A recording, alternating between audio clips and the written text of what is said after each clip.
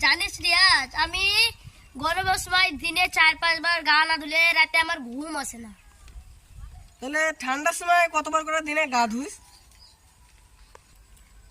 ঠান্ডার সময় যদি আমি গা ধুই তাহলে রাতে আমার ঘুম আসে না। তো ঠান্ডার সময় কতদিন না গা ধুয়ে থাকতে পারিস?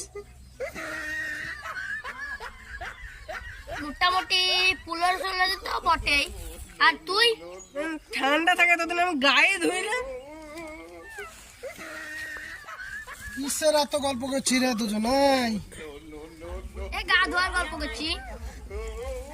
ও এই ব্যাপার, গা ধোয়া ব্যাপার কোনো ব্যাপারই না আমার কাছে। তুমি কবার করে গা ধোও? দিনে 4-5 বার গা না ধুলে আমার মাথা ভালো লাগে না। এখন এই ঠান্ডার সময় তোর কি মাথা খারাপ?